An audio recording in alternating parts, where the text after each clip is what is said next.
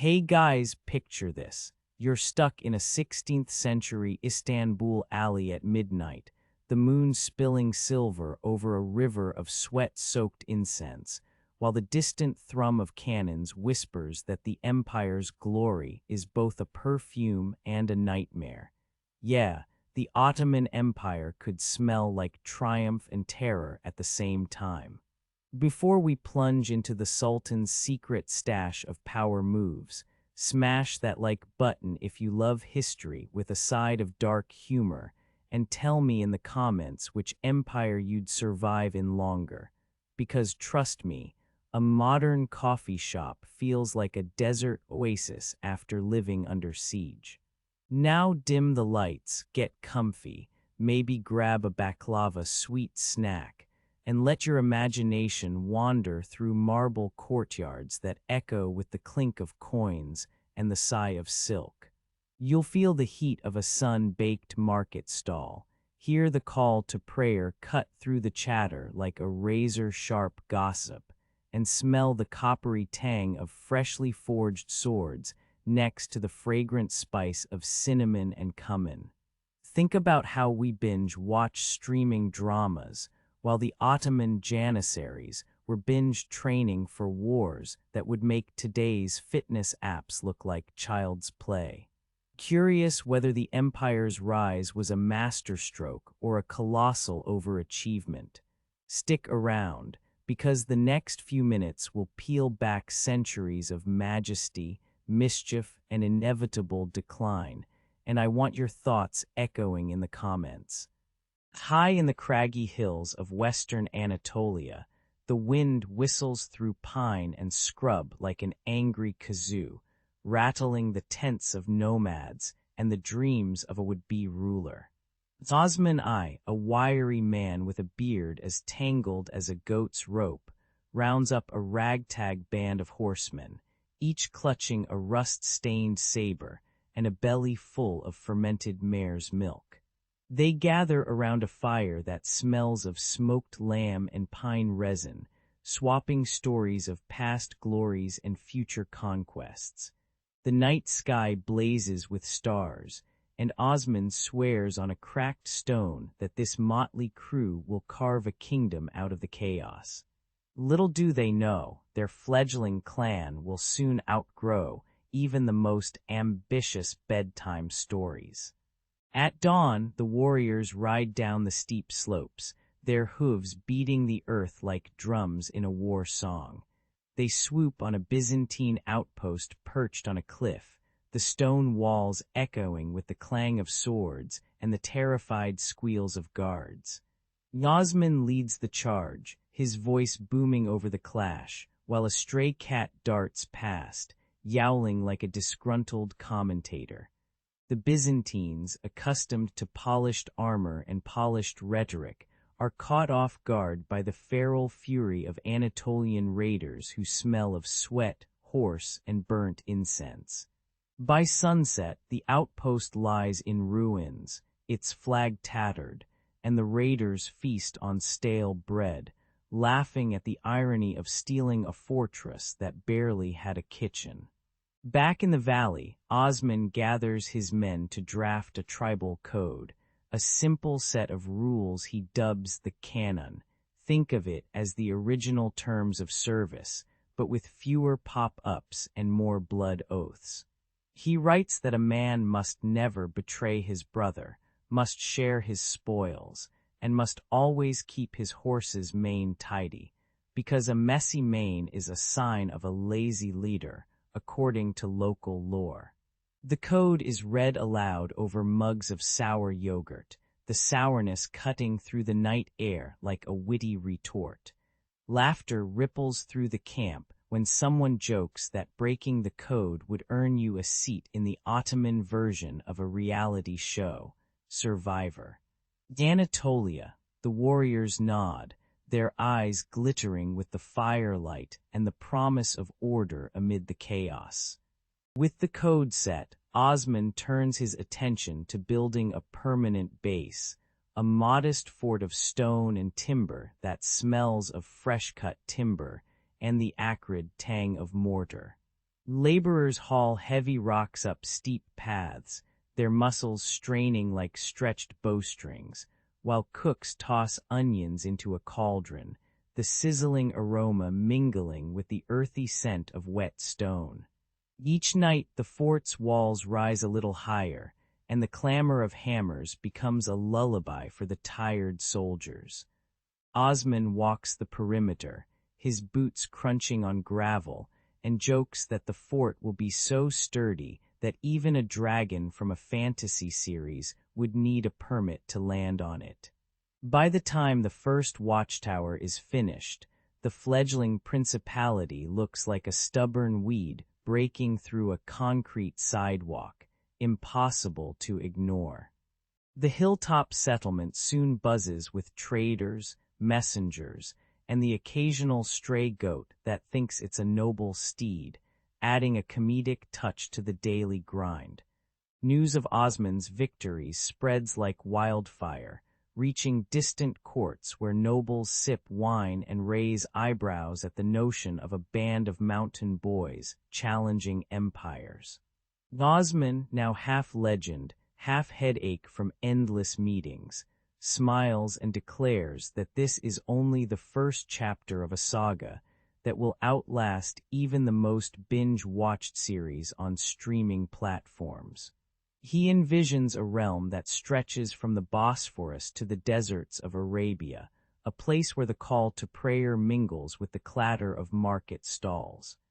As the sun sets behind the newly raised flag, the scent of spiced stew fills the air, sealing the promise that this tiny sultanate will one day become the Ottoman Empire, a story for the ages, complete with drama, humor, and a dash of divine destiny.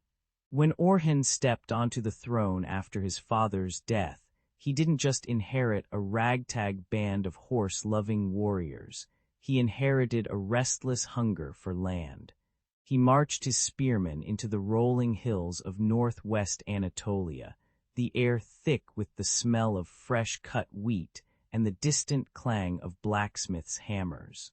The siege of Bursa turned into a fireworks show of catapults and shouted prayers, and when the city finally fell, its minarets rose like steel teeth against a pink dawn.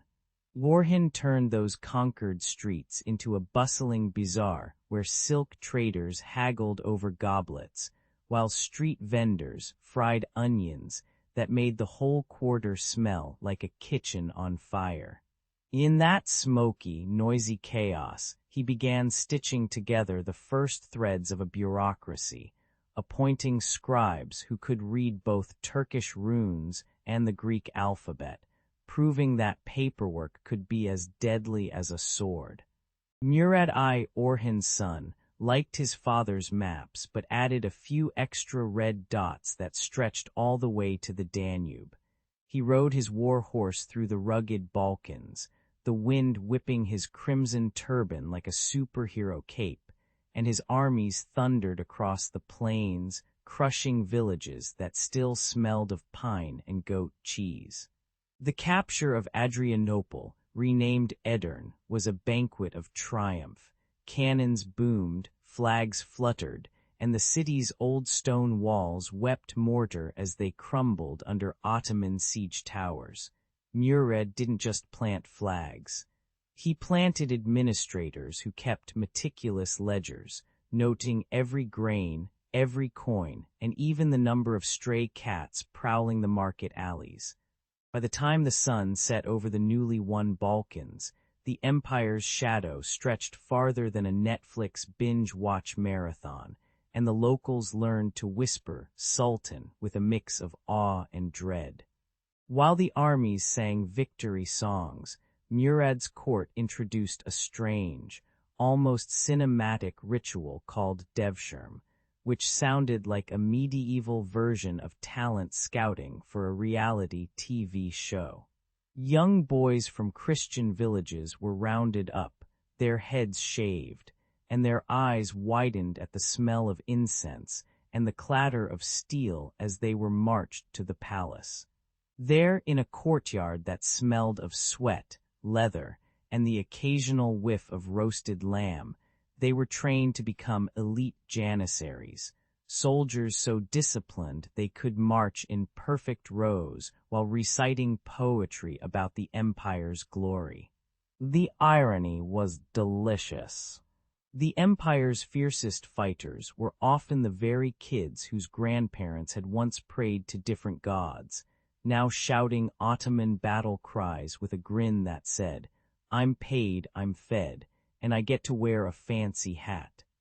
The system churned out a generation of warriors who could swing a saber as smoothly as a DJ spins a record, and the sound of their drums echoed across the Balkans like a bass drop at a festival. With the battlefield dust settling, Murad turned his attention to turning the Ottoman tribal confederation into a well-oiled state machine that could run on paperwork instead of just blood. He hired viziers, think of them as ancient CEOs, who wore silk robes and kept massive ledgers that smelled of ink, oil, and the occasional spilled wine. Tax collectors rode out on camels, their saddlebags jingling with copper coins, while scribes in dimly lit rooms copied orders on parchment that felt like rough sandpaper under their fingertips. The new bureaucracy was as precise as a Swiss watch, issuing decrees that regulated everything from market stall prices to the proper way to grind coffee beans for the Sultan's morning brew. By the time the empire's reach spanned from the Aegean to the Black Sea, the scent of fresh bureaucracy, sharp, metallic, and oddly comforting, filled the air like a promise that the Ottoman state could survive even the next wave of rebellion. So the Ottoman crescent rose not just on the backs of cavalry, but on the backs of clever administrators, disciplined teenagers, and a whole lot of paperwork that would make modern accountants weep with envy. The empire's early glow was as bright as a superhero's origin story, complete with dramatic sieges, daring raids, and the occasional "I'm the boss" moment that would make even Tony Stark raise an eyebrow. Yet beneath the glittering banners lay the gritty reality of mud-splattered boots, the sour tang of fermented wine, and the constant hum of nervous whispers in crowded bazaars. As the crescent spread across continents, it carried with it the smell of roasted lamb, the clang of swords, and the faint echo of a boy's laugh as he realized he'd just become a janissary, an ironic twist that would make a Netflix drama jealous.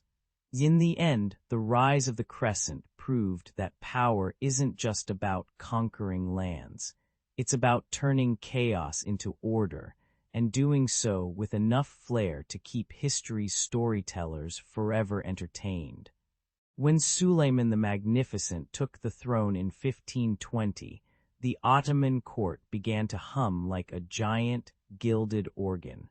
He ordered the city of Istanbul to sprout domes and minarets the size of skyscrapers, commissioning the architect Sinan to sculpt stone that sang with the call to prayer.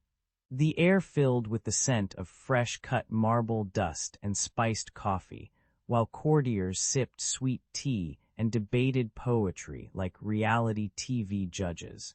Every new mosque became a stage for fireworks of color, mosaics that glowed like Instagram filters in the sunlight. Even the pigeons seemed to coo in rhythm, as if the whole empire had found its perfect playlist. Sulayman didn't stop at pretty buildings. He grabbed a quill and rewrote the empire's legal code, turning chaos into a tidy spreadsheet of justice. The new canon, law, covered everything from market stalls selling greasy kebabs to the rights of a shepherd's goat, and it was enforced with a stern yet oddly compassionate stare. Judges in flowing robes marched through bustling bazaars, their sandals clacking like percussionists, delivering verdicts that smelled of ink and incense. Citizens whispered that the law was so clear even a drunken dervish could understand it, and the empire's courts became the original courtroom drama series. In the back rooms, scribes laughed about how Sulayman's pen was mightier than any sword, except the one he brandished at Mohawks, of course. In 1526, the Ottoman army rolled toward Hungary like a thunderous caravan of steel and horsehair, the Danube's waters trembling at the sound of marching drums. At the Battle of Mohawks, cannons roared, smoke choked the sky, and the scent of gunpowder mixed with the sweet perfume of crushed wildflowers. The Hungarian knights, dazzling in armor, found themselves outmaneuvered by janissaries who fought with the precision of a well-choreographed dance routine. When the final flag fell, the field was littered with broken spears, mud, and the occasional bewildered goat, proof that war never respects etiquette. Sulayman surveyed the victory, chuckling that he'd just turned Central Europe into his very own Game of Thrones season finale. Not satisfied with a single trophy, Sulayman set his sights on the island fortress of Rhodes, home to the Knights Hospitaller, who guarded their walls like overprotective parents. The siege lasted months, with cannonballs thudding against stone like giant, angry drummers, while the salty sea air carried the cries of exhausted soldiers and the occasional seagull's sarcastic squawk.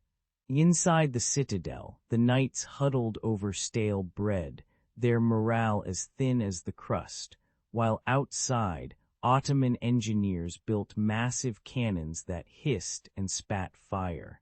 When the walls finally gave way, the sound of collapsing stone echoed like a dramatic movie climax, and the victors flooded the streets with the scent of victory, sweat, blood, and fresh sea breeze. Sulayman entered the conquered city with a grin, declaring that even the most stubborn fortresses could be humbled by a little Ottoman hospitality and a lot of cannon smoke. With mosques glittering, laws codified, and enemies scattered, the Ottoman Empire perched atop the Mediterranean like a proud peacock flaunting its iridescent tail. Ships bearing the crescent flag glided across sapphire waters, their decks humming with the clatter of oars and the salty tang of fish markets, while rival powers stared from their harbors like jealous reality show contestants.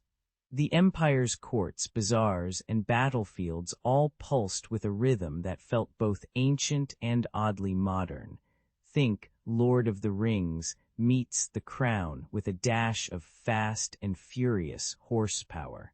Yet beneath the glitter lay the gritty reality of overworked scribes, exhausted soldiers, and the occasional stray cat stealing kebab leftovers, reminding everyone that greatness always comes with a side of chaos.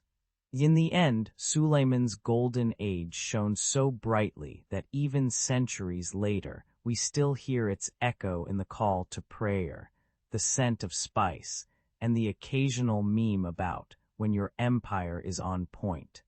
The Ottoman drums beat louder than a stadium announcer at a rock concert, but the echo carried a sour note this time. After decades of marching armies and glittering courts, the empire now stared down a wall of Habsburg cannons that smelled of gunpowder and stale cheese. Each cannon blast rattled the marble of Topkapi, sending dust into the noses of courtiers who were more accustomed to incense than artillery.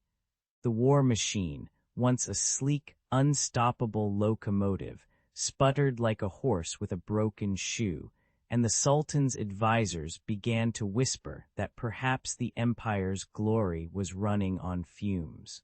When the Ottoman forces finally rolled toward Vienna in 1683, they imagined a triumphant parade, not a siege that resembled a bad reality TV makeover. The city's walls, slick with rain and the musk of terrified citizens, laughed back at the attackers with a stubborn, stone-cold grin.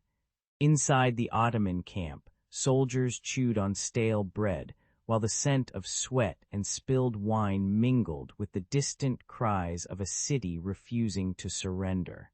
The failed siege was a spectacular flop, the kind of epic failure that would make even a sitcom writer blush, and it left the empire's morale as a cracked ceramic tile in a palace bathroom.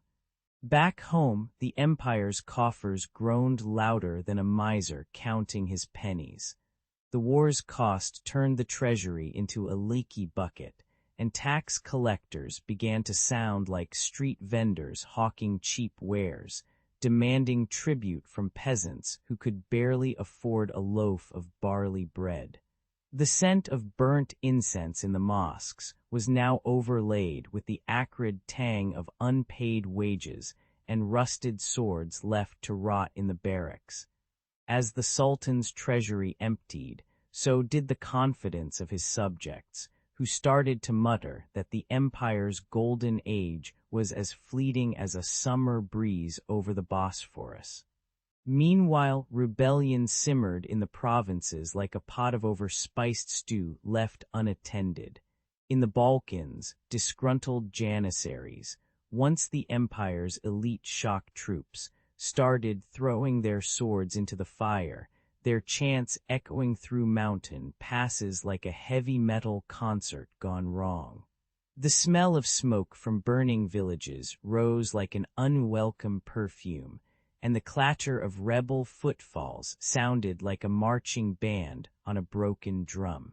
Even the Sultan's own palace guards whispered about the empire's decline, comparing it to a once mighty oak now riddled with termites. All these shadows, failed sieges, empty coffers, and mutinous uprisings converged into a dark cloud that hung over the empire like a stormy night in Istanbul. The once proud banners, bright as fireworks, now fluttered limp in the wind, their colors dulled by rain and neglect.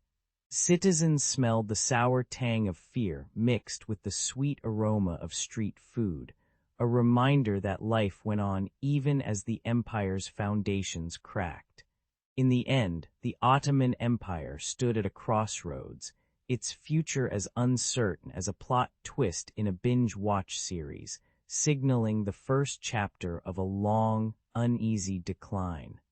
The year was 1826, and the air in the Topkapi Palace smelled of incense, boiled coffee, and the faint metallic tang of swords being melted down. Sultan Mahmud II paced the marble corridors, his boots echoing like a drumbeat of change, while courtiers whispered about his wild beard and wilder ambitions. He announced that the Janissary Corps, that hulking, clanking relic of the empire's glory days, would be disbanded, a decision that sent shockwaves louder than the call to prayer at sunset. The palace kitchens erupted in a frenzy of roasted lamb and spiced figs, as if the entire empire were being seasoned for a new recipe. In that moment, the empire's twilight began to flicker, not with a sigh, but with a defiant crackle of reformist fire. Mahmud's reforms marched forward like a marching band on a parade float, brass blaring and drums thudding against the ancient stone walls.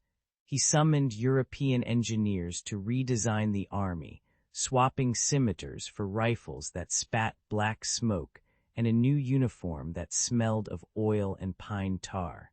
Schools sprouted across Istanbul, their chalkboards dusted with the scent of ink and ambition, teaching mathematics that felt like sorcery to the old guard. The infamous, auspicious incident saw Janissary barracks turned into bustling markets, where the clatter of pottery replaced the clank of muskets, and street vendors hawked baklava that melted like the old regime. Yet beneath the polished facade, many whispered that the empire was trying on a new suit that still didn't fit its many, mismatched limbs. Fast forward to 1914, and the Ottoman flag fluttered over trenches that reeked of mud, gunpowder, and the occasional whiff of trench foot, a scent no perfume could mask. The empire, now a tired veteran, entered World War I with the optimism of a gamer clicking start on a battle royale it barely understood. Gallipoli's cliffs echoed with the roar of artillery and the desperate cries of soldiers who smelled of sea salt and sweat, while the distant roar of a German U-boat reminded everyone that alliances were as fickle as a reality TV plot twist. The armistice in 1918 felt like the final credits rolling on a saga that had run 6 centuries, and the Treaty of Sevres sliced the empire into a jigsaw puzzle of mandates and mandates-like promises. As the Ottoman flag was lowered for the last time, a collective sigh rose from the Bosphorus, mingling with the scent of roasted chestnuts from street vendors who had witnessed empires rise and fall. Even as the political body dissolved, its legal DNA seeped into the new nations like stubborn coffee grounds at the bottom of a cup. The Ottoman Civil Code, a blend of Sharia and European statutes, became the backbone of Turkey's own legal system. Its clauses still whispered in courtroom corridors with the same reverence as an ancient prayer. In the Balkans, property deeds still carry the inky fingerprints of Ottoman scribes, their parchment smelling faintly of lavender and lemon oil used to preserve them. Judges in Damascus and Jerusalem still cite centuries-old precedents, their robes rustling like the pages of a dusty law book that never quite closed. It's as if the empire left behind a legal ghost that haunts modern courts, reminding everyone that law, like a good kebab, is best when it's layered and a little spicy. Walk through Istanbul today, and you'll hear the call to prayer mingling with the honk of traffic, the scent of grilled fish from the Galata Bridge battling the sweet perfume of jasmine from ancient gardens. The silhouette of the Hagia Sophia, once a mosque, then a museum, now a mosque again, stands like a dramatic costume change on a Broadway stage, drawing gasps from tourists clutching selfie sticks. In the Balkans, stone bridges arch over rivers with the confidence of a seasoned acrobat, their arches echoing centuries of traders haggling over silk and spices, the air thick with the aroma of paprika and fresh rain. Across the Levant, Ottoman culinary legacies, think baklava that drips honey like liquid gold, and coffee so strong it could wake a sleeping sultan, still dominate breakfast tables, proving that taste buds never forget. So while the empire's political curtain fell, its architectural marvels, legal frameworks, and mouth-watering dishes continue to perform an encore that resonates from the Anatolian plains to the Adriatic coast. The year was 1300-ish, and the hills of northwestern Anatolia smelled of pine sap and goat dung. In this rugged patchwork of farms and crumbling fortresses, a modest Turkic beylik called Osman clung to the edge of the world like a stubborn burr. Its leader, Osman I, was a wiry man with a beard that could hide a whole kebab, and he rode his horse like a rock star on a low-budget tour. He listened to the clamor of rival chieftains arguing over grazing rights, their voices echoing off stone walls like a medieval rap battle. Yet beneath the banter, a spark of ambition flickered, ready to turn a tiny principality into something far louder than a village tavern's lute. Osman began stitching together the patchy tapestry of clans, by inviting them to share a bowl of thick, sour yogurt while swapping stories of heroic raids. He promised each tribe a slice of spoils and a seat at a council where the only rule was that the loudest drum beat won. When the elders grumbled about losing their old ways, Osman countered with the sweet scent of freshly baked flatbread, reminding them that survival required a new recipe. He invoked the name of the Prophet, wrapping his campaigns in the comforting cloak of Islamic legitimacy, which felt as reassuring as a warm shawl on a winter night. Thus, tribal customs and holy authority twined together, forming a bond as sticky as honey on a summer's day. Beyond the Beylik's borders, the Seljuk Sultanate hiccuped like a drunk sultan after too much reiki, while the Byzantine Empire creaked under the weight of endless tax collectors and rusted armor. Osman's scouts slipped through the crumbling walls of Byzantine outposts, their boots crunching on dried figs and broken tiles. He launched swift raids that smelled of smoke and horse sweat, catching the Byzantines off guard as they tried to polish their ancient mosaics. Each victory added a handful of loot, a handful of prisoners, and a growing legend that spread faster than gossip in a market bazaar. The irony was delicious. The very powers that once ruled the region now stumbled over their own sandals, while a Beylik named after a man who could barely read a map seized the moment. With each new town hoisted under his banner, Osman planted a simple wooden post inscribed with the Shahada, the Islamic declaration, as if tagging his territory on a medieval Instagram. He appointed loyal warriors as tax collectors, who rode out at dawn to collect grain and gossip, their saddlebags rattling like percussion instruments. The administration mixed tribal councils, where elders debated over fire-smoked tea, with the more formal Sharia courts, creating a hybrid that felt as odd as a kebab wrapped in a pizza slice. People whispered that the new order smelled of incense and fresh earth, a welcome change from the stale rot of bureaucracy. In the evenings, Osman would sit on a stone wall, listening to the distant clang of blacksmiths and the soft prayers of mothers, feeling the pulse of a nascent state beating beneath his feet. Little did anyone suspect that this scrappy collection of clans would one day eclipse empires, like a low-budget indie film winning the Oscar for Best Picture.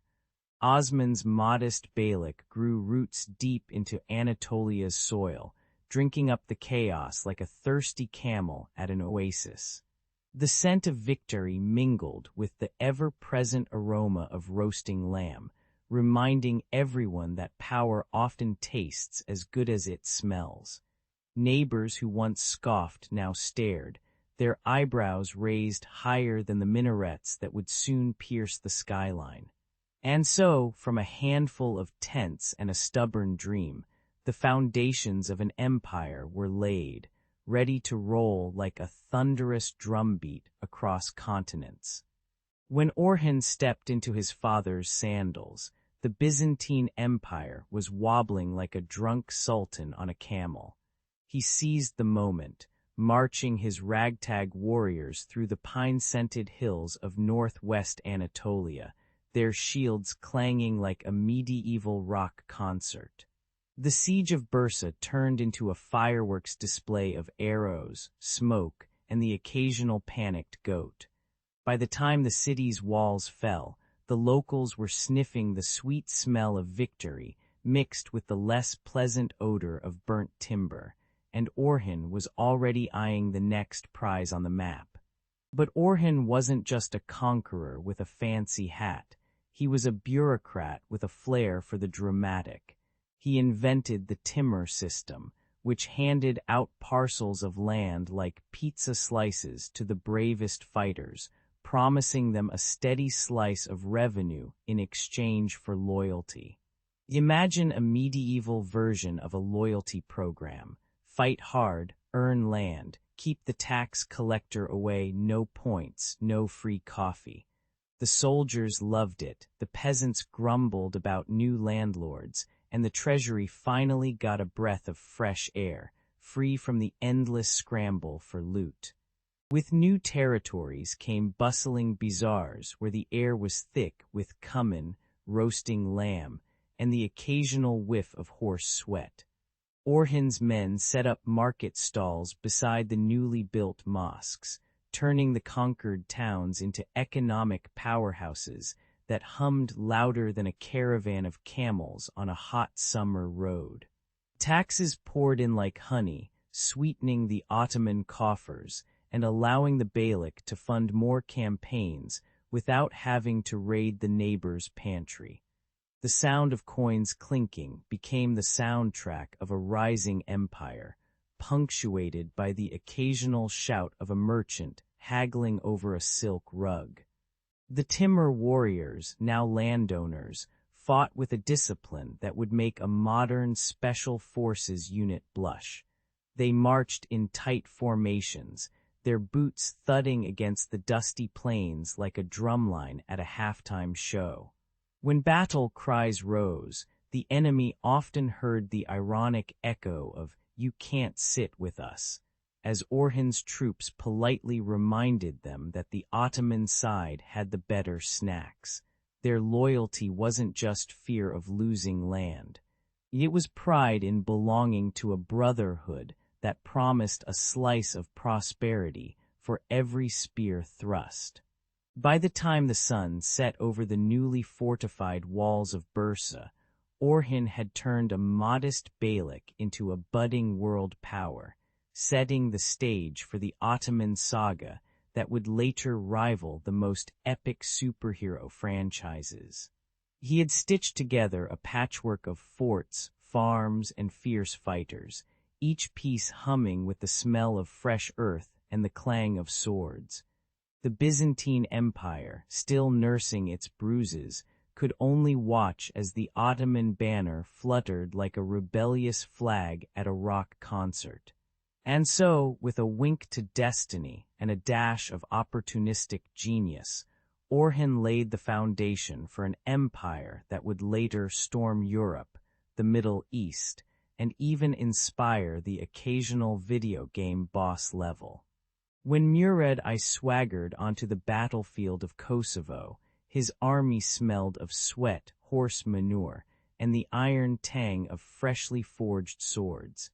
He shouted a battle cry that sounded like a medieval mixtape, rallying his Ghazis, warriors who saw conquest as a holy pizza delivery.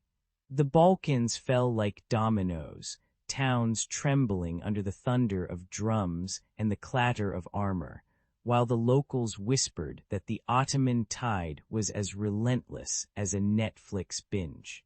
Murad's men rode through mud-soaked roads, their banners flapping like oversized Instagram stories, each victory adding another notch to the empire's growing swagger. Behind the thunderous conquests, the Ottomans ran a talent scout program that would make modern reality TV producers blush, the Devshirme. Every spring, Ottoman officials marched into Christian villages, scooping up boys the size of fresh apples, their cries echoing like a chaotic schoolyard. These kids were whisked to Istanbul, washed in the perfume of spice markets, and trained in the art of swordplay and statecraft. Think Hogwarts meets a boot camp. By the time they graduated, they could read poetry, command troops, and recite tax codes while chewing on the sweet, oily scent of baklava, proving that bureaucracy could be as brutal as a gladiator arena. While the Ghazis were busy carving out new frontiers, Murad and his successor Bayezid I were also mastering the art of diplomatic small talk with Europe's finest, Venice, Hungary, and even the papacy. They sent envoys bearing silk scarves and polished swords, hoping a gift would soften a sword-pointed invitation. At the courts of Vienna, Ottoman diplomats slipped in jokes about the weather that landed as well as a badly aimed catapult, yet managed to negotiate trade deals that smelled of pepper and promise. The irony, while Europeans feared the Ottoman tide, they also coveted its spices, turning fear into a lucrative, if uneasy, partnership. Back home, Bayezid turned the empire's chaos into a well-oiled machine, drafting officials who wore ink-stained robes instead of battle-scarred armor. He introduced a centralized bureaucracy that kept records in massive ledgers, their pages rustling like the wings of 1,000 crows. Tax collectors marched through villages with ledgers and leashes, their presence as comforting as a cold shower after a hot battle. This new administrative skeleton gave the empire a spine, allowing it to stand tall even when the Ghazis were busy raiding the next castle or binge, watching the latest siege drama. By the time Bayezid's reign flickered like a candle in a storm, the Ottoman state had transformed from a ragtag band of frontier warriors into a powerhouse that could juggle swords, taxes, and diplomatic brunches with equal flair. The Ghazi spirit still roared in the streets, but now it was accompanied by the quiet hum of scribes ticking away in dimly lit chambers. The empire's scent was a cocktail of fresh pine from forested frontiers, the sweet incense of mosques, and the ever-present metallic bite of ambition. As the Ottoman flag fluttered over newly conquered towns, its colors seemed to say, "We came, we saw, we organized the paperwork afterward." The night before the siege, the Ottoman camp buzzed like a medieval rock concert, drums thumping against the Bosphorus wind. Young maimed II, barely 24, paced the wooden palisade with the swagger of a video game boss, eyes fixed on the glittering dome of Constantinople. He whispered to his engineers that the city's walls had seen more candles than a Broadway stage, and it was time to dim the lights for good. Around him, soldiers roasted lamb over open fires, the scent of charred meat mingling with the salty sea spray and the acrid tang of gunpowder already stockpiled. As the moon rose, the Ottoman flag fluttered like a giant Instagram story, announcing to the world that the age of the Byzantines was about to get a very dramatic plot twist. At dawn, the Ottomans rolled out massive cannons that looked like stone-capped elephants, each barrel belching smoke and thunder that rattled the ancient stones. The first volley cracked the air, sending a shower of stone dust that smelled like burnt coffee grounds mixed with fear. Constantinople's defenders huddled behind their famed Theodosian walls, their arrows whistling like angry tweets, only to be shredded by the relentless artillery barrage. Each cannon blast painted the sky with a brief, blinding flash, followed by the guttural roar of iron on stone, echoing across the strait like a giant beast's cough. By midday, the walls were peppered with craters, and the once proud marble faces of the city wore a grimy, battle-scarred makeup that would make even a makeup artist cringe.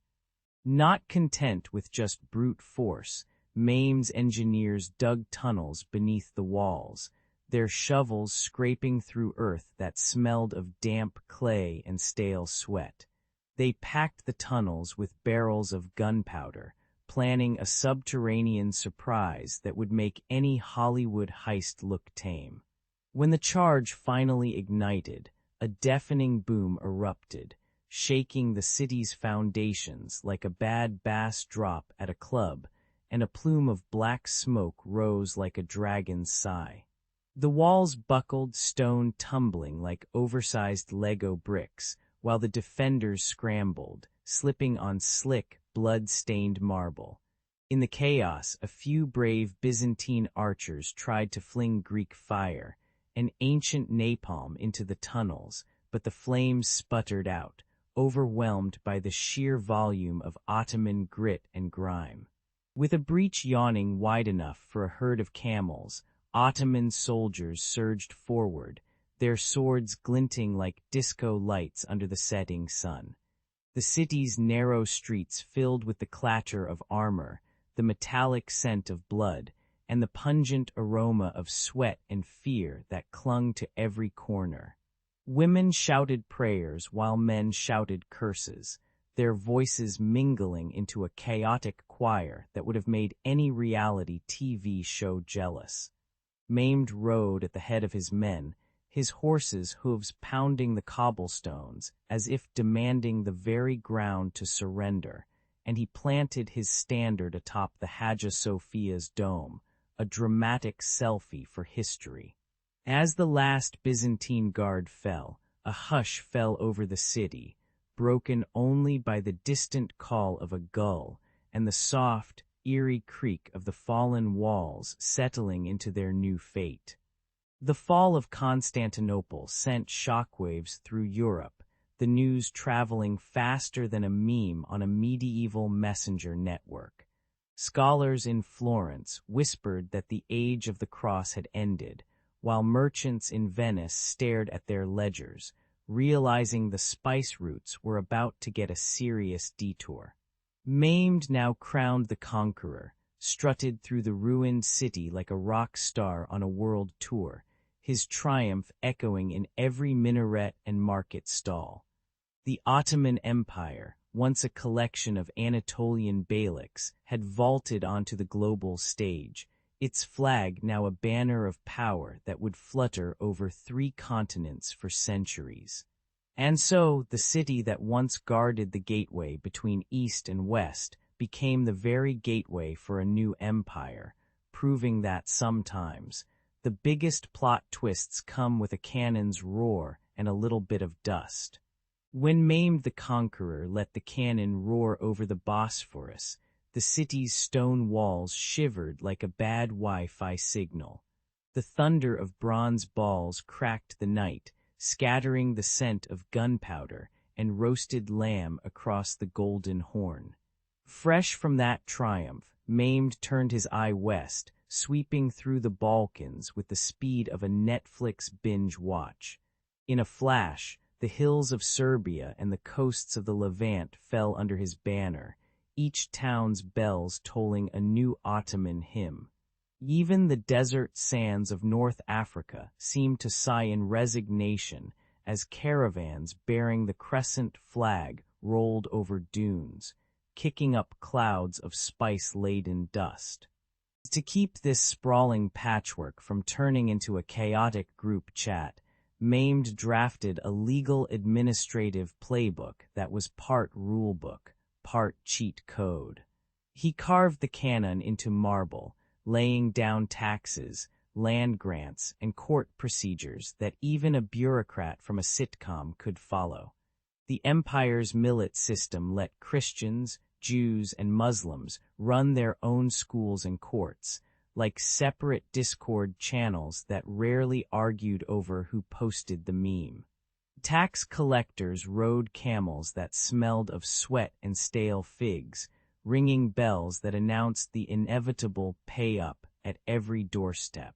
Yet, beneath the orderly scrolls, a network of palace eunuchs whispered orders, ensuring that the sultan's will moved faster than a courier on a caffeine binge.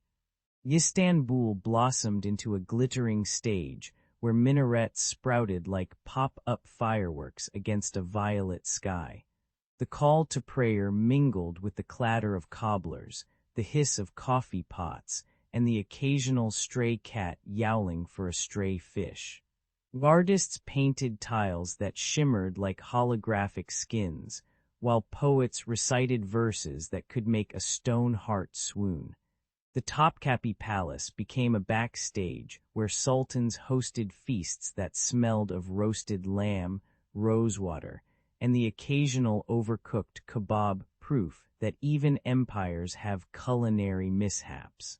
Visitors from Venice marveled at the bazaar's chaos, comparing it to a Renaissance fair on steroids, while locals laughed, knowing their city had finally upgraded from a sleepy town to the world's most extravagant Instagram feed. On the battlefield, the Ottoman army marched like a well-rehearsed flash mob, drums pounding the rhythm of conquest.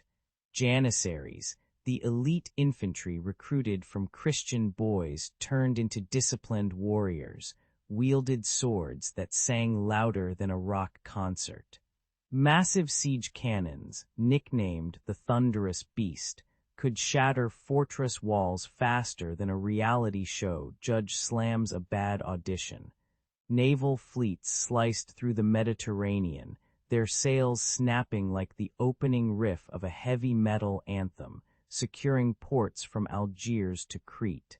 Opponents often found themselves outmaneuvered, wondering if they'd been outsmarted by a grandmaster playing chess with real-life pieces, except the pieces were whole cities.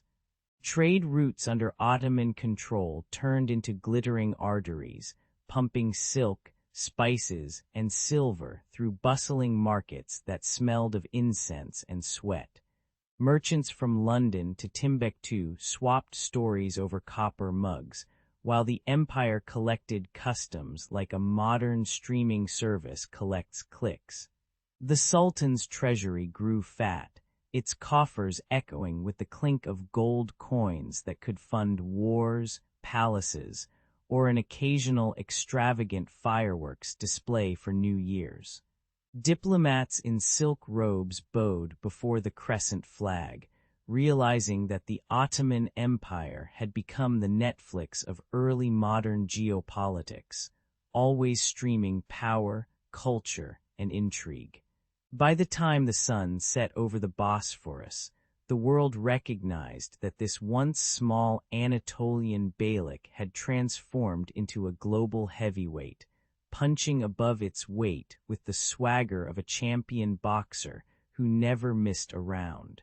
The sun blazed over the Bosphorus as the call to prayer tangled with the clatter of market stalls, and inside the marble throne room, Sultan Suleiman perched like a conductor before an orchestra of ambition. He beckoned the gaunt orphan Alash, whose thin hands still smelled of soot and stale bread, and the grizzled Admiral Piri Rise, whose beard was as tangled as the rigging on his ships. The Sultan's voice rolled like thunder, demanding a new infantry corps, a navy that could swallow the Mediterranean, and artillery that would make enemy walls shiver. Alash swallowed his fear, feeling the weight of a future he never imagined, while Piri smirked, already picturing cannonballs dancing over the sea. The courtyard echoed with the distant clang of a blacksmith's hammer, a prelude to the storm of steel about to be forged. Piri led Alash down to the shipyard, where the air tasted of hot tar and the sea sprayed salty brine onto weathered decks. Workers shouted in a chorus of curses, their muscles glistening with sweat as they hoisted massive oak beams like toddlers lifting toys. The admiral pointed to a half-finished galley, its hull still smelling like fresh pine and the faint hint of goat cheese from a nearby tavern. "We'll turn this timber into a sea monster," he declared, winking at Alash, who imagined the ship roaring louder than a dragon in a video game. The clang of iron nails and the creak of timber sang a gritty lullaby that promised both glory and the occasional splinter in the throat. Back at the palace, the court scholar, a wiry man with spectacles that magnified his eyes like twin moons, unfurled a massive parchment covered in diagrams of cannon barrels and gunpowder recipes. He explained that artillery would be the empire's new thunderbolt, capable of turning stone walls into dust clouds faster than a TikTok trend dies out. The scent of burnt charcoal drifted from the nearby armory, mixing with the sweet perfume of jasmine from the gardens, creating a bizarre perfume of war and peace. As the Sultan watched a test shot explode in a plume of orange fire, the ground trembled under his boots, and Alash felt a shiver run up his spine, half excitement, half dread. The scholar chuckled, noting that even the most disciplined foot soldier might need a helmet that could double as a popcorn maker for the battlefield's theatrics. Training began at dawn, when the courtyard was bathed in a pink haze and the echo of drums sounded like a heart racing before a first kiss. The Janissaries marched in perfect unison, their boots thudding on the stone like a giant metronome, while Alash struggled to keep his rifle from slipping like a slippery fish. An older veteran cracked a joke about the Sultan's beard being so long it could hide a secret cannon, eliciting a rare grin from the stern instructor. Sweat mixed with the metallic tang of gunpowder, and a stray pigeon, offended by the commotion, pooped on a commander's coat, prompting a chorus of laughter that cut through the tension. By noon, the recruits could fire a volley that sounded like a thunderclap, and Alash realized he was now part of a living, breathing machine that could march, shoot, and perhaps, one day, save the empire from its own hubris. As the sun dipped behind the minarets, casting long shadows that looked like giant swords across the city, Sultan Sulayman gathered his 3 new allies on the palace balcony. He spoke of an empire that would ride the waves, crush stone walls, and march in step like a well-choreographed flash mob, all while keeping the scent of fresh bread and sea spray alive for his people. Alash felt the wind whip his hair, tasting iron and ambition on his tongue, while Peary's eyes glittered with visions of galleons that could outspeed even the fastest pirate ship in a Hollywood blockbuster. The scholar raised a quill, promising to record every triumph and blunder, lest future generations forget the sweet smell of victory or the occasional foul smell of a cannon misfire. With a final, resonant clang of a ceremonial bell, the Sultan's call echoed through Istanbul, sealing a pact that would shape history and give future storytellers plenty of material for dramatic reenactments. The sun rose over the golden horn like a molten coin, and the clamor of hammers turned the dock into a metal-filled orchestra.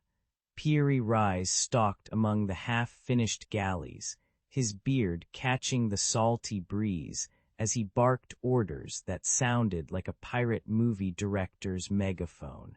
Workers hauled oak trunks the size of small houses, their muscles straining under the weight of cannon carrying decks that smelled of fresh pine and sweat. Sparks flew from blacksmiths' forges, painting the sky with fleeting fireworks that made the nearby gulls squawk in alarm. By noon the hulls gleamed, ready to slice the Mediterranean like a chef's razor through baklava. Just as the fleet took shape, a gaggle of rival merchants slipped through the market alleys, their carts creaking with stolen rope and sabotaged tar. They dumped barrels of sour wine into the supply pits, turning the water a bruised violet that stank of fermented grapes and broken promises. Peary's men discovered the ruse when a stray splash hit a young Janissary's boot, and the soldier yelped as if a cat had stepped on his toe. The saboteurs tried to blend in, but their nervous laughter rang louder than the shipyard's bells, and a swift kick sent one of them sprawling into a pile of rotting figs. The incident left the dockside smelling like a tavern after a brawl, but it also steeled the crew's resolve to turn the tide on their enemies. Alash, barely old enough to shave, felt the deck's wooden planks vibrate like a giant drum beneath his boots as the Janissaries were pressed into shipboard infantry. The men swapped their curved swords for pistols that sputtered and coughed, their armor clanking like a marching band in a rainstorm. The salty air slapped his face, and the scent of tar mixed with the acrid bite of gunpowder, making his throat feel like a furnace. He watched a veteran Janissary swing a saber at a rope, sending it snapping back like a rubber band and slapping a sailor's cheek, an accidental comedy that earned a roar of laughter from the deck. By sunset, Alash had learned that fighting on a galley meant balancing on a swaying platform while dodging splintered oars and the occasional wayward fish. When the Venetian and Holy Roman corsair fleets appeared on the horizon, their flags fluttered like angry seagulls, and the sea turned a bruised indigo under their shadows. Peary shouted commands that cut through the wind, and the galleys surged forward, oars slapping the water with the rhythm of a war drum remix. Cannons roared, belching fire that painted the night with orange tongues, while the Janissaries fired pistols that cracked like popcorn in a microwave. The Venetian galley, sleek as a catwalk model, tried to ram the Ottoman flagship, only to be met with a volley that sent its mast snapping like a twig under a toddler's foot. The battle swirled into a chaotic ballet of splintered wood, screaming sails, and the salty tang of blood that made even the gulls look away. When the smoke finally cleared, the surviving galleys limped back to the Golden Horn, their hulls scarred but their spirits shining brighter than a Netflix opening credit sequence. Peary, with a grin as wide as the Bosphorus, toasted the crew with a barrel of the salvaged sour wine, declaring that even a bad vintage could taste sweet after a victory. The lash, now covered in grime and a fresh scar shaped like a lightning bolt, swore he'd never again mistake a cannonball for a beach ball.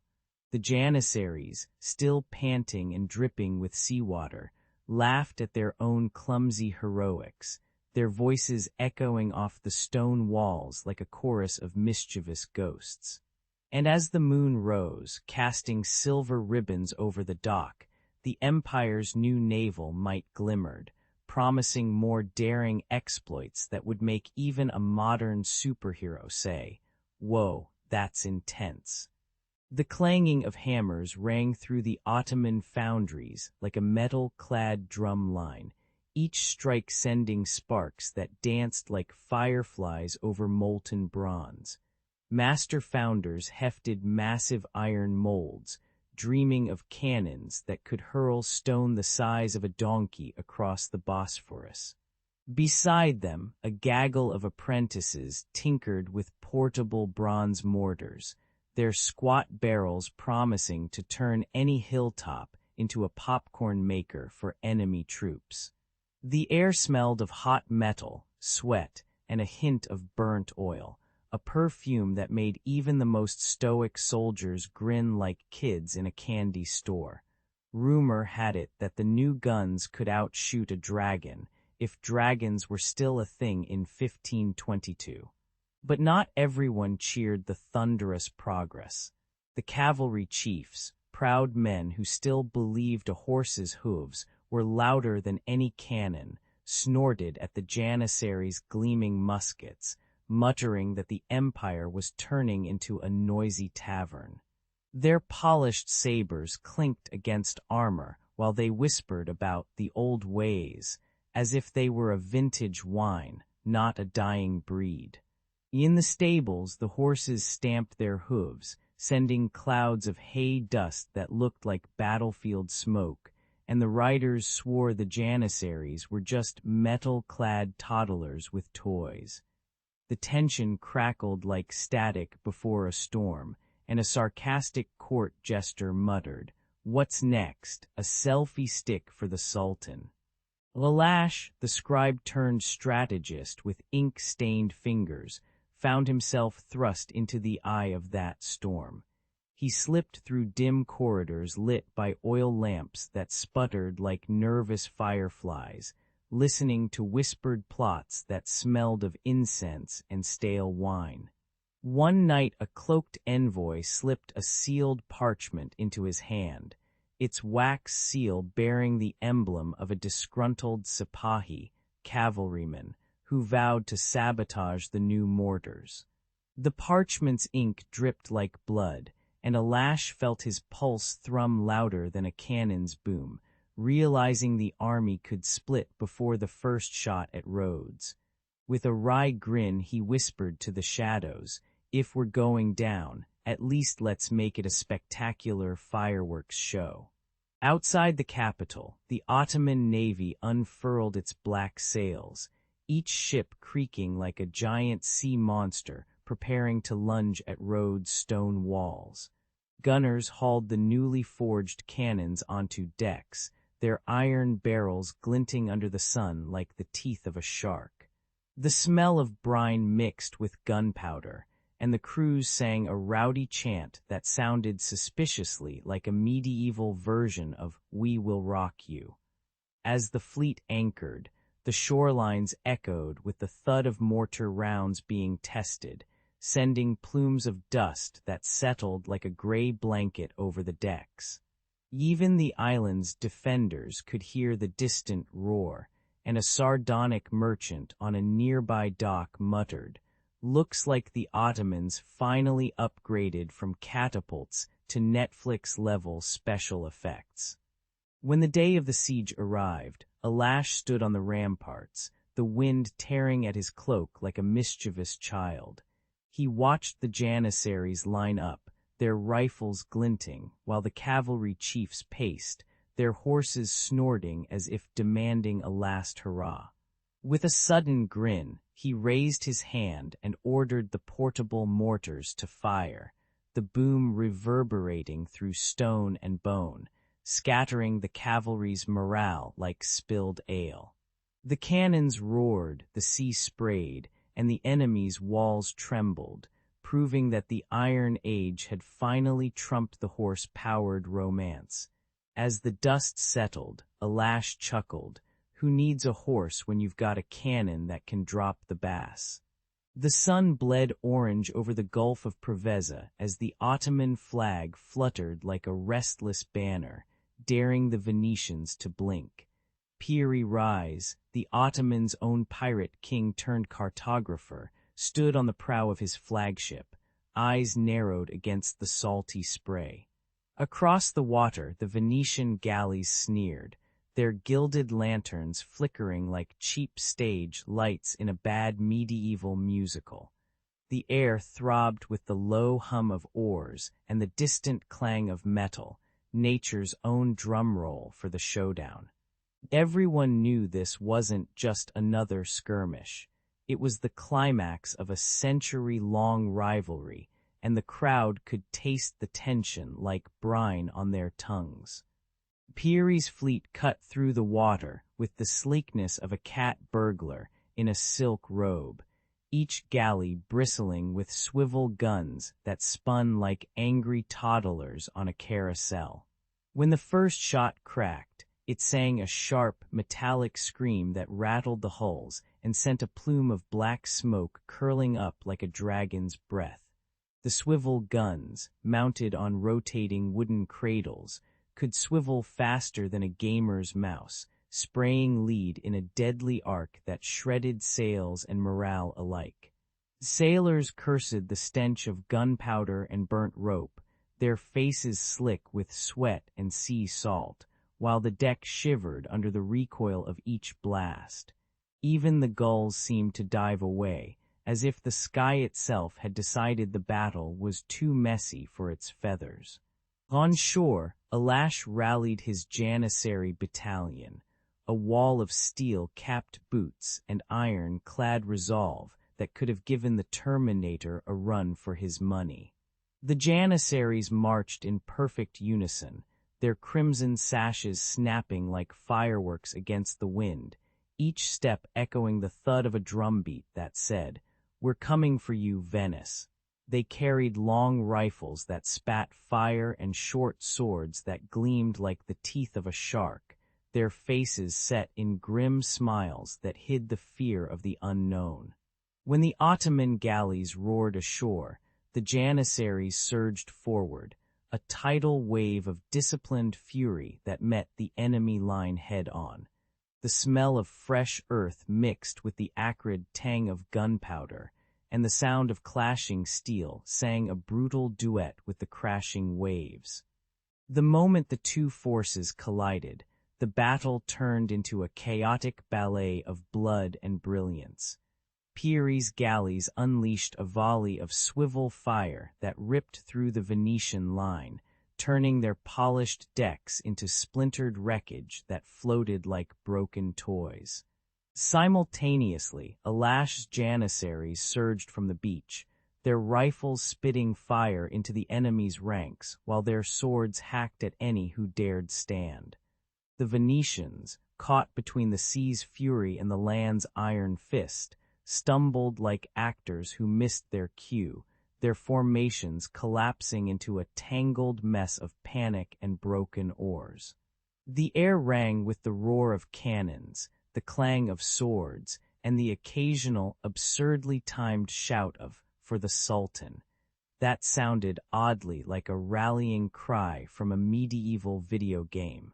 When the smoke finally cleared, the Venetians lay scattered like a deck of cards tossed by a mischievous child, while the Ottoman flag fluttered triumphantly over the shattered hulls. Pieri and Alash exchanged a nod that said, "We just rewrote the rulebook on combined arms," a moment that would make modern military strategists swoon like teenagers at a pop concert.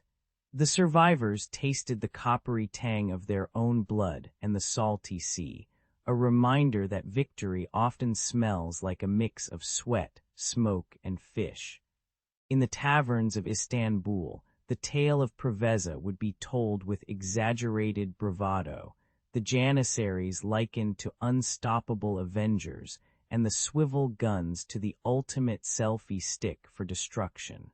And somewhere on the horizon, a lone Venetian flag still fluttered, a stubborn reminder that even the best crafted stories have a sequel waiting in the wind. When the dust settled over the battlefield, the Ottoman banners fluttered like triumphant pennants in a summer storm. The victorious troops marched back through the cracked earth, their boots kicking up clouds of copper-colored dust that smelled of gunpowder and sweat. In the camps, the Janissaries were hoisted onto stone platforms, their crimson coats catching the dying sun and turning them into living torches. Drums beat a thunderous rhythm that echoed off the hills, announcing a new era of dominance. Even the village goats seemed to bow, bleating in a chorus that sounded suspiciously like a royal fanfare. Inside the newly fortified barracks, the Janissaries trained like a band of rock stars rehearsing for a world tour, except their guitars were curved swords and their amps were cannon barrels. The clang of steel on steel rang louder than a bazooka in a quiet library, and the scent of hot oil from the forge mingled with the acrid tang of sweat. New recruits learned to march in perfect unison, their boots striking the stone floor with the precision of a metronome set to march. A seasoned veteran once joked that the Janissaries were the original Avengers, only their superpower was turning enemies into history books. Their reputation grew so fast that even rival mercenaries whispered their name like a cursed password. Meanwhile, the Ottoman navy unfurled its sails across the Aegean, turning the sea into a glittering highway of cannon fire and commerce. The salty spray slapped sailors' faces as they shouted orders, their voices cutting through the roar of waves like a karaoke night on a pirate ship.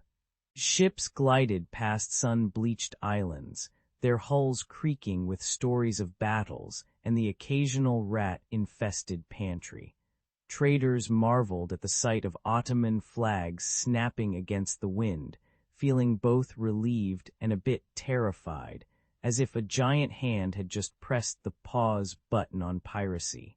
The Navy's control of the trade routes turned the Mediterranean into a bustling marketplace, where spices scented the air, and the occasional merchant's curse added a dash of drama. Back on land, the innovations birthed in the heat of conflict began to ripple like a stone tossed into a quiet pond.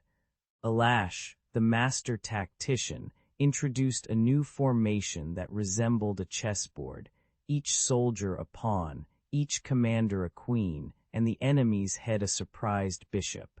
Piri Rise, the cartographer-pirate hybrid, sketched maps that made the seas look as tidy as a video game minimap, complete with tiny dragons marking dangerous reefs.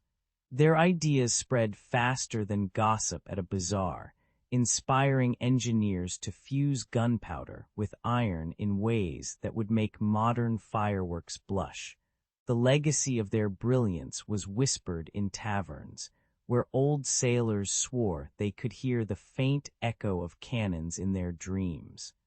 Generations later, children in Ottoman villages would play Janissary tag in dusty alleys, pretending their wooden swords could cut through the very air. Shipbuilders, eyes glittering with the same fire that once lit Piri's maps, hammered hulls while humming sea shanties that sounded oddly like modern pop choruses. The stories of Alash and Piri became the ultimate cheat codes for ambition. Press X to master strategy, press Y to navigate the unknown. Even the empire's poets wrote verses that sounded like rap battles, celebrating victories with verses that bounced off stone walls and into the hearts of listeners. In the end, the echo of empire was not just a distant rumble. It was a living, breathing soundtrack that still makes history's fans tap their feet. When Sultan Selim I swept across the Levant in the early 16th century, his armies drummed a thunderous rhythm that echoed through the marble halls of Constantinople. Gold from Egypt, spices from Syria, and silk from Persia flooded the imperial bazaar, turning the city's air into a heady perfume of cumin and fresh ink. Merchants shouted in a chorus of Arabic, Greek, and Turkish, their cries mixing with the clatter of camel hooves on cobblestones. The Sultan's triumph stitched together a patchwork of peoples, each bearing stories, songs, and artistic tricks like secret weapons. In that simmering cauldron of conquest and commerce, the first whispers of a cultural renaissance began to rise, as if the empire itself were taking a deep, anticipatory breath. Young Amit, barely old enough to shave his own beard, had just been summoned to the Topkapi workshop, where sultans demanded portraits that could outshine the sun. He dipped his brush into lapis lazuli that smelled faintly of wet stone and watched the pigment glide like a midnight river across parchment.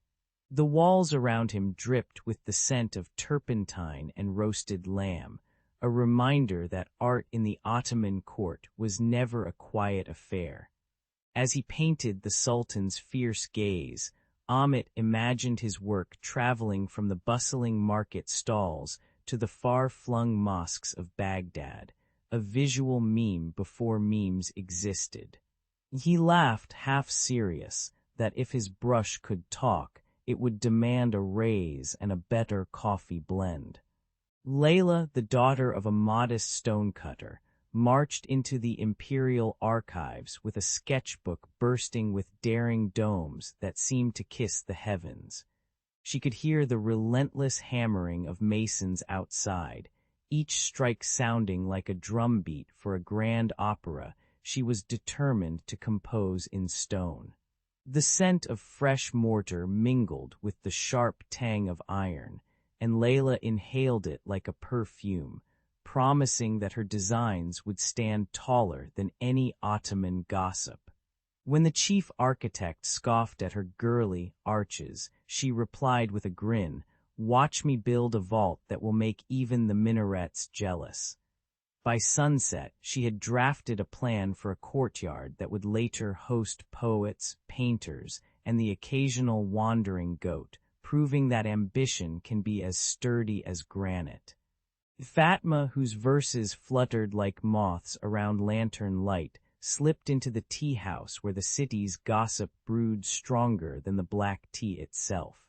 She listened to the clink of copper kettles, the rustle of silk veils, and the occasional stray donkey braying in the alley, a soundtrack she turned into meter and rhyme. With a reed pen stained by pomegranate juice, she scribbled lines that sang of conquered lands, but also of the baker's dough rising like a hopeful empire. Her poetry, spiced with irony, mocked the notion that power was only wielded by swords, suggesting instead that a well-timed couplet could topple a tyrant's ego. When a patron demanded a tribute to Selim's victories, Fatma winked and offered a sonnet that compared the Sultan's campaigns to a Netflix binge, impossible to stop, yet oddly satisfying. As the three artists pursued their crafts, the city pulsed with a new rhythm, a symphony of colors, stone, and syllables that resonated from the Bosphorus to the desert dunes. The wealth poured in like honey, coating minarets and market stalls alike, and the empire's streets smelled of progress, sweat, and the occasional stray goat's lament. Together, Amit's luminous canvases, Layla's soaring arches, and Fatma's sharp couplets stitched a tapestry that glittered brighter than any sultan's jeweled throne.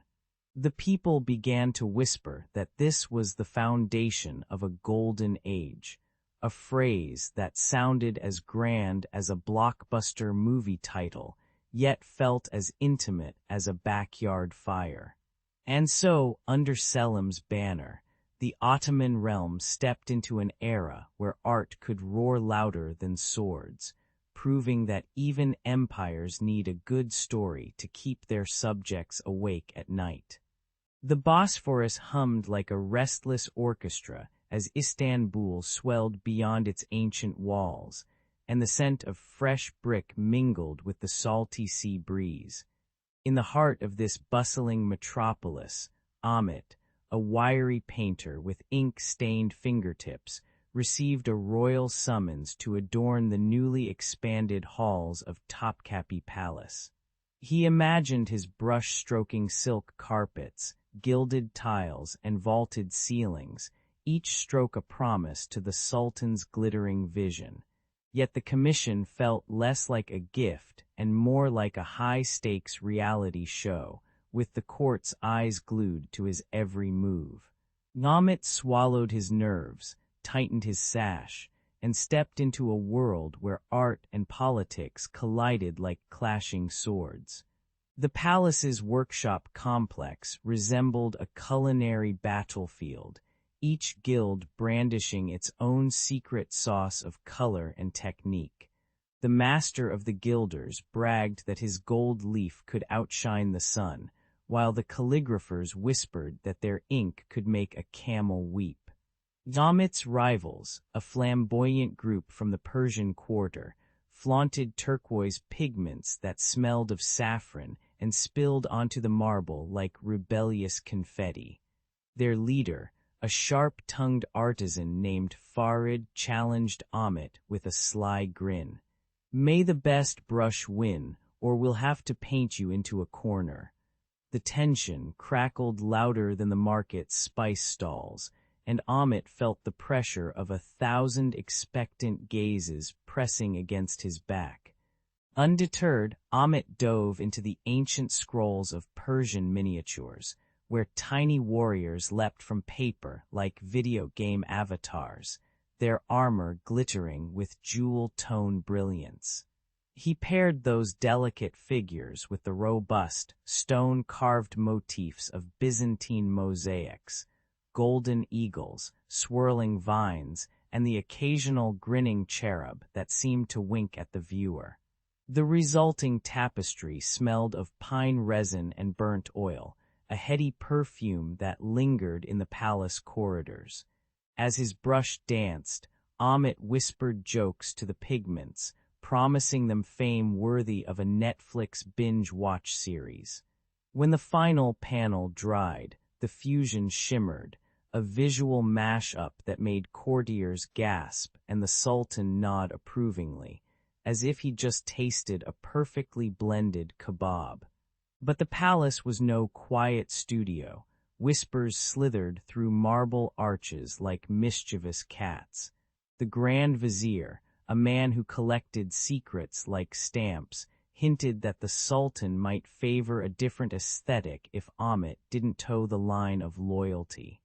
Amit found himself juggling patronage and personal vision like a circus performer on a tightrope, his heart thudding louder than the drums of a wedding procession. He slipped a hidden Persian rose into a Byzantine border, a subtle rebellion that smelled faintly of jasmine and defiance. The court's intrigue thickened, and Amit learned that a single misplaced brushstroke could earn him a golden medal or a swift exile to the spice markets. When the inauguration day arrived, the palace glittered under a sky that smelled of incense and roasted lamb, and the newly painted hall roared with applause louder than a tavern brawl. Amit stood back, wiping sweat and a stray drop of paint from his brow, feeling the weight of centuries settle on his shoulders like a comfortable, albeit heavy, cloak. The Sultan, eyes twinkling like polished onyx, declared the work a masterpiece, comparing it to a Marvel crossover episode of art. Rival workshops muttered grudging respect, and Farid offered a half-hearted bow, his pride bruised but his palate intact.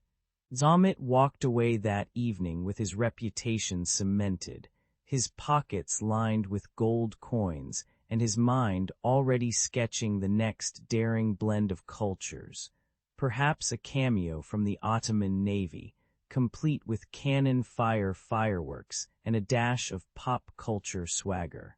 The sun rose over Istanbul like a golden spotlight, and Layla slipped through the bustling bazaar, clutching a rolled parchment that smelled of ink and goat sweat. She had been summoned to the Suleimani site, where workers hammered stone as if they were auditioning for a heavy metal band. The air was thick with the tang of fresh limestone and the sour bite of spilled wine from a nearby tavern. Layla's heart thumped like a drum, half excitement, half terror, as she imagined herself sketching the future of an empire on a canvas of sky and stone. First challenge, the dome.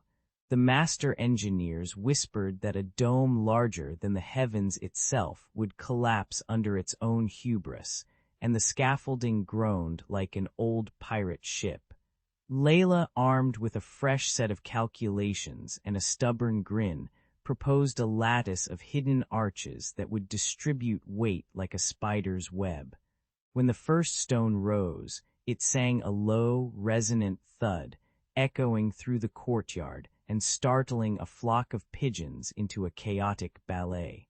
Sultan Suleiman strutted onto the site, wearing his famed turban like a crown of ambition, demanding progress faster than a Netflix binge.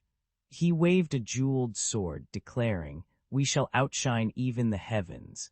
The court's murmurs turned into a chorus of nervous chuckles, but Layla met his gaze with a sly smile, replying, "Your Majesty, if the sky is the limit, we'll need a bigger roof."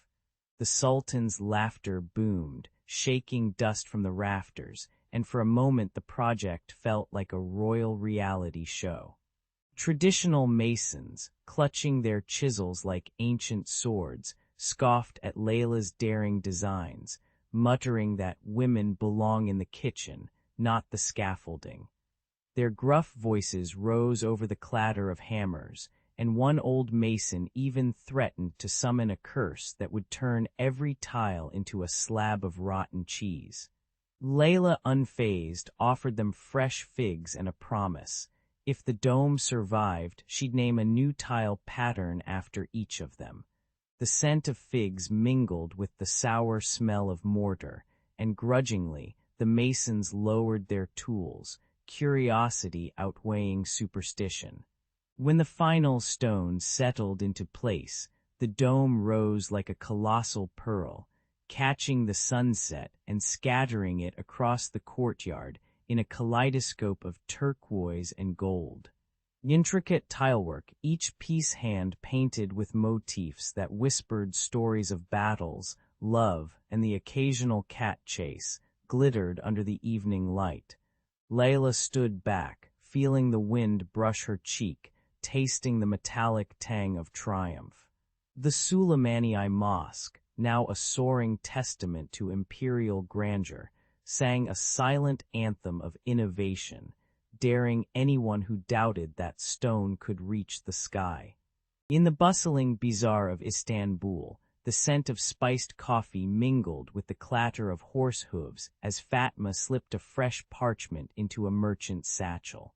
Her verses, sharp as a scimitar and sweet as baklava, fluttered through caravan routes, earning her the nickname the Nightingale of the Bosphorus. By the time the moon rose over the Topkapi Gardens, even the Janissaries muttered her couplets while polishing their swords. She sang of love, loss, and the city's heartbeat, and the people drank her words like strong reiki, feeling each line pulse through their veins. Fatma's fame soon reached the marble halls of the palace, where silk curtains swayed like lazy cats and chandeliers glittered like a Hollywood awards show. Inspired by the opulent feasts she witnessed, golden platters piled with roasted peacock and honeyed figs, she penned an ode that sliced through the glitter, calling the viziers gluttonous puppeteers, and the sultan's court a gold-coated circus. The poem's rhythm struck like a drumbeat in a marching band, and the verses spread faster than gossip about a new concubine. Courtiers whispered behind lacquered fans, and a few brave scribes copied the scandalous lines onto parchment, smearing ink with nervous tremors. When the ink dried, the palace's corridors buzzed with the same tension as a marketplace on a hot summer's day. The viziers, whose eyebrows could rival the arches of the Hagia Sophia, summoned Fatma to a dimly lit chamber scented with incense and fear. They warned her that a poet who dares to mock the throne might find herself exiled to the desert, where sand would gnaw at her verses like a relentless sandworm. Fatma felt the weight of 1,000 eyes, each one a tiny furnace of judgment, and her heart hammered like a drum in a Sufi ritual. She wrestled with the choice: silence her voice and become a footnote, or risk a fate that would turn her into a cautionary tale whispered over tea. In that moment, she remembered the stories of ancient heroines who chose fire over faintness, and a mischievous grin tugged at her lips. Defying the viziers, Fatma staged a public recitation in the courtyard of the great mosque, where the call to prayer echoed like a celestial soundtrack. Scholars in flowing robes, mystics with incense smoke halos, and street vendors juggling figs gathered, their breaths forming a chorus of anticipation. As she lifted her voice, the words rolled over the crowd like a tide, splashing against stone walls and stirring the scent of roasted lamb and fresh rain. Laughter erupted when she likened the vizier's greed to a reality TV star's ego, and even a gruff janissary cracked a smile, his armor clanking like a percussion instrument. The crowd swayed, clapped, and chanted her verses, turning the courtyard into a living tapestry of Ottoman spirit. When the final line faded, a hush settled before erupting into thunderous applause that rattled the minarets, as if the city itself had taken a deep breath and exhaled pride. The viziers, unable to silence the tide, retreated like actors exiting a stage after a dramatic plot twist, their faces a mix of fury and begrudging respect. Fatma's daring act stitched together scholars, mystics, and common folk into a single humming tapestry of identity, each thread humming the same Ottoman rhythm. The night ended with lanterns flickering like fireflies, the air thick with the sweet perfume of jasmine and triumph. From that evening onward, Fatma's name was whispered not just as a poet, but as the voice that turned a courtly scandal into a celebration of a shared, vibrant culture. When the sun set over Istanbul's bustling bazaars, the city seemed to exhale a golden sigh that whispered of a legacy of light. In that amber glow, three creators, Ahmet, Layla, and Fatma, etched their souls into the empire's heart, each wielding a different brush. Ink, stone, and rhyme. Their works did not simply decorate walls, they sparked a chain reaction like a medieval tick-tock, spreading across continents and centuries. As the call to prayer rose over the Bosphorus, it carried with it the echo of their ambition, promising that art could outlive even the most stubborn sultan. The story we tell today is less about marble and more about the fire they lit in the Ottoman imagination. Ahmet's illuminated manuscripts glimmered like midnight fireworks, each page a galaxy of gold leaf and cobalt ink that smelled faintly of pine resin, and the sweat of scribes hunched over their desks. Young calligraphers would steal a glance at his swirling arabesques, then try to copy them, only to end up with letters that looked like tangled spaghetti, much to Ahmet's imagined amusement. Yet the masters who followed learned to coax the same luminous rhythm, turning mosques' walls into visual sermons that sang louder than any muezzin. The scent of fresh ink mingled with the spice-laden air of the market, reminding everyone that beauty could be both fragrant and fierce. Even centuries later, a student in a remote madrasa still pauses, inhaling the ghost of Ahmet's perfume before his pen dances across parchment. Layla, the architect with a mind as sharp as a minaret's tip, drafted mosques that seemed to rise from the earth like colossal, graceful dunes. Her arches sang with the echo of wind, and the courtyards hummed with the clatter of merchants and the occasional stray goat. Yes, goats were the original Instagram influencers of Ottoman courtyards. Travelers from Spain to Persia copied her blue-tiled domes, each replica a postcard from the original, complete with the same faint aroma of baked lime and the occasional whiff of goat cheese from nearby kitchens. The stone underfoot was cool, yet the spaces felt warm, as if the walls themselves were giving a gentle hug to anyone who entered. Ironically, while her designs spread across 3 continents, the original blueprint survived only in the soot-stained mind of a janitor who once swept the floor of the Hagia Sophia. Fatma's verses fluttered through madrasas like mischievous sparrows, landing on the ears of scholars who were more used to the rustle of parchment than poetry. Her words tasted of honey and cumin, a sweet and spicy combo that made even the most stoic cleric grin like a cat that got the cream. Students recited her couplets while balancing ink pots on their heads, a tradition that turned the courtyard into a chorus of rhythmic slaps and chuckles. The scent of incense curled around each stanza, wrapping the listeners in a fragrant cocoon that made the abstract feel as tangible as a freshly baked baklava.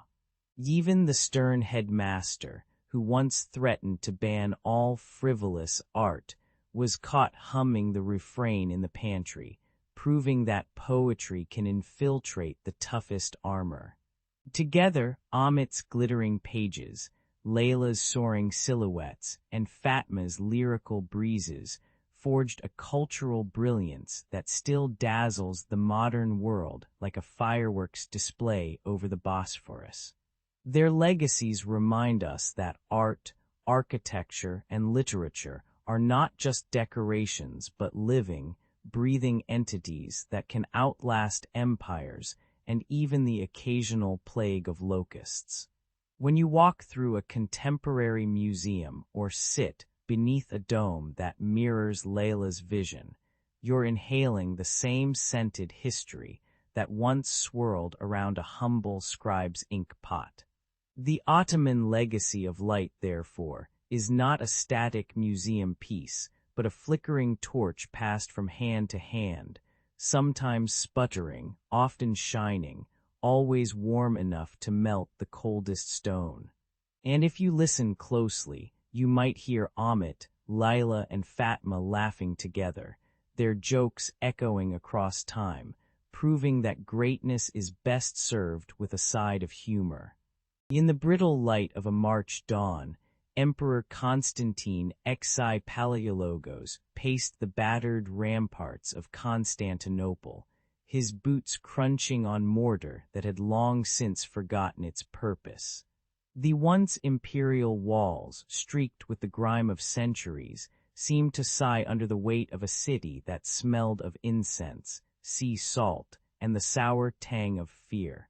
Constantine lifted his gaze to the horizon, where the Bosphorus glittered like a shattered mirror, and imagined his ancestors watching from marble thrones.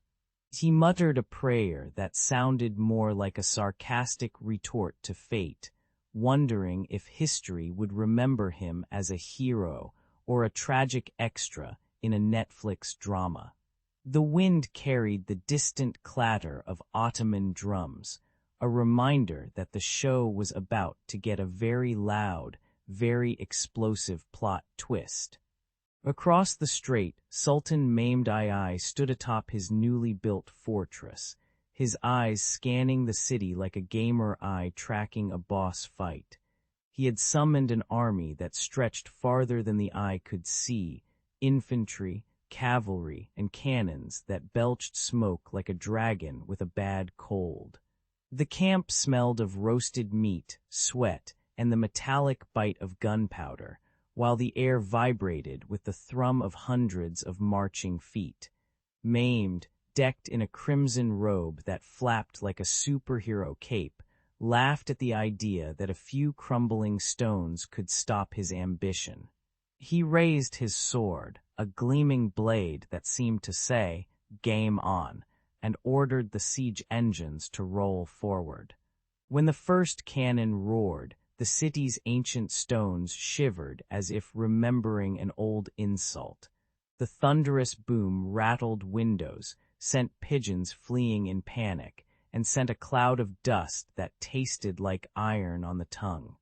Byzantine defenders hurled boiling oil and shouted curses that mixed Latin, Greek, and the occasional modern profanity.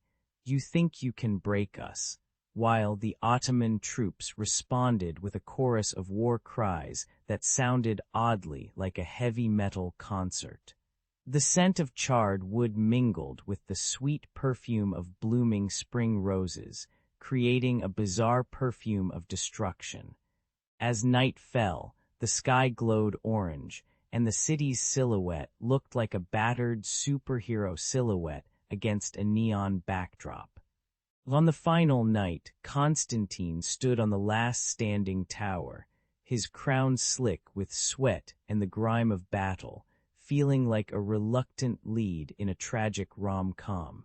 The Ottomans breached the gate with a battering ram that seemed to whisper, "I'm sorry I'm late," as if apologizing for ruining the party. Inside, the streets ran with mud, blood, and the pungent odor of spilled wine, turning the city into a chaotic cocktail party gone horribly wrong. As the Sultan's flag unfurled over the Hagia Sophia, Constantine's sword clanged against the marble floor, echoing like a bad karaoke note in a cathedral. He met his fate with a wry smile, thinking perhaps the universe had finally decided to cancel his series after 10 seasons. When the dust settled, the world awoke to a new sunrise over an Ottoman capital that smelled of incense, victory, and a lingering hint of roasted lamb. Traders from Venice whispered about the fall like gossip about a celebrity breakup, while scholars in the West began to rewrite textbooks, adding a chapter titled The Rise of the Crescent.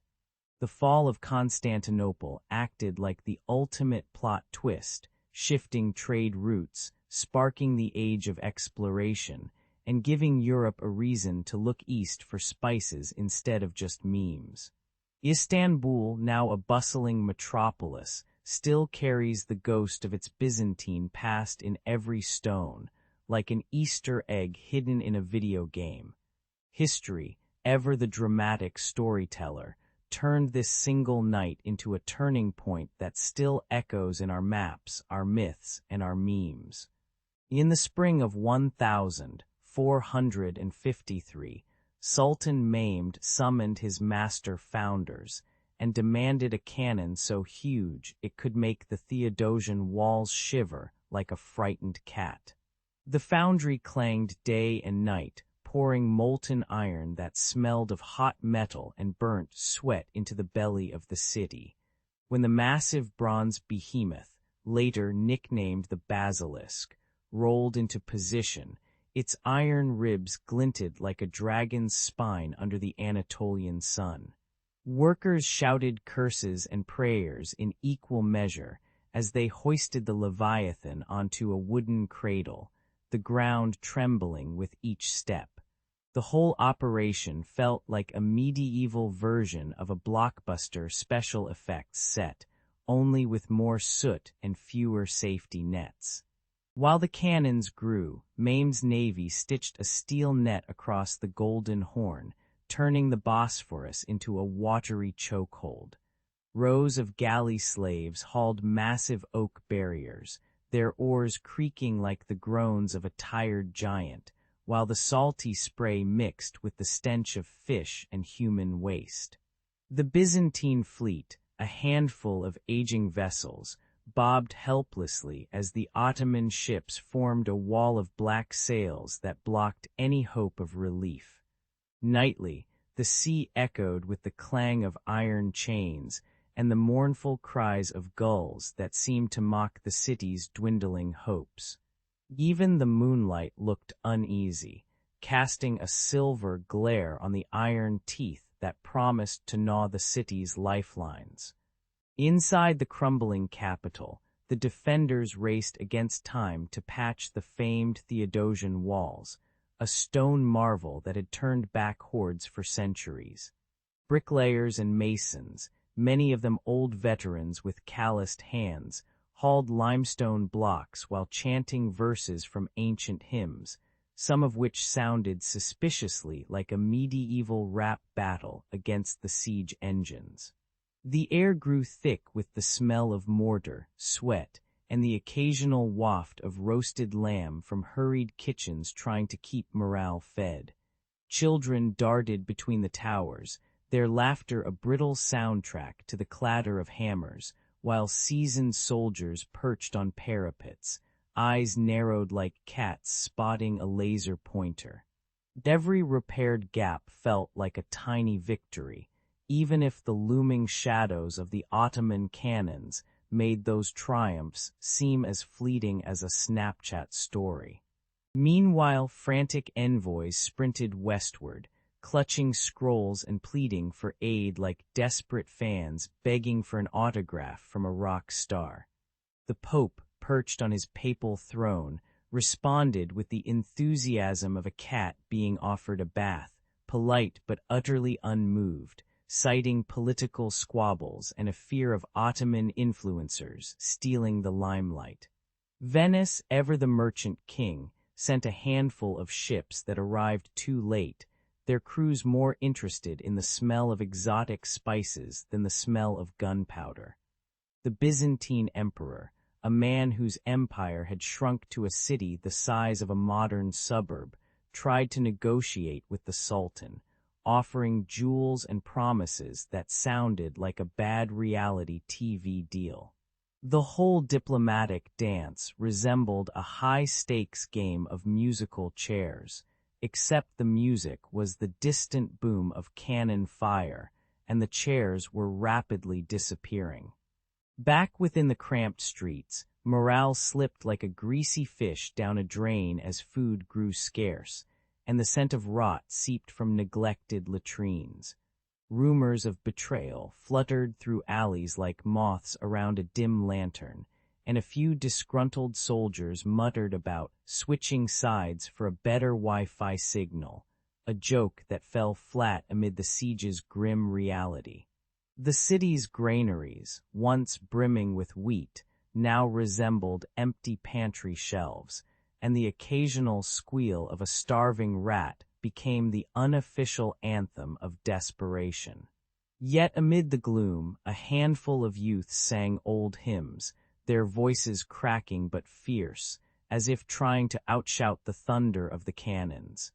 In that gritty, sweaty crucible, every breath felt like a gamble, every heartbeat a reminder that history was being forged in the heat of iron and the stink of fear. The night sky over Constantinople trembled as the Ottoman cannons roared like a dragon with a bad cold. Massive stone balls pounded the Theodosian walls, splintering the ancient bricks and sending clouds of dust that smelled of burnt limestone and desperation. Every thud echoed through the narrow alleys, rattling the nerves of the defenders like a drum solo gone rogue. Inside the city, the watchmen shouted warnings, their voices swallowed by the thunderous barrage. Even the gulls above seemed to caw in protest, as if nature itself refused to watch the fortress crumble. As the walls cracked, a more insidious enemy slipped through the cracks: disease. The cramped quarters of the defenders turned into a stifling stew of sweat, rot, and the sour stench of unwashed bodies. Feverish soldiers coughed up a chorus of raspy notes that blended with the cannon fire, creating a macabre soundtrack for the siege. Nighttime brought the smell of damp wool and the metallic tang of blood, while rats staged their own marathon across the stone, apparently auditioning for a reality show called Survivor. Siege Edition. Even the clergy whispered prayers that sounded more like plays for a Netflix binge than divine intervention.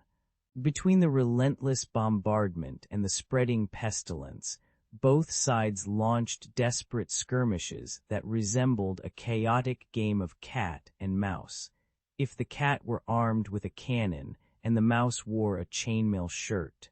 Ottoman sappers scrambled over the shattered parapets, their ladders clattering like a poorly timed karaoke performance.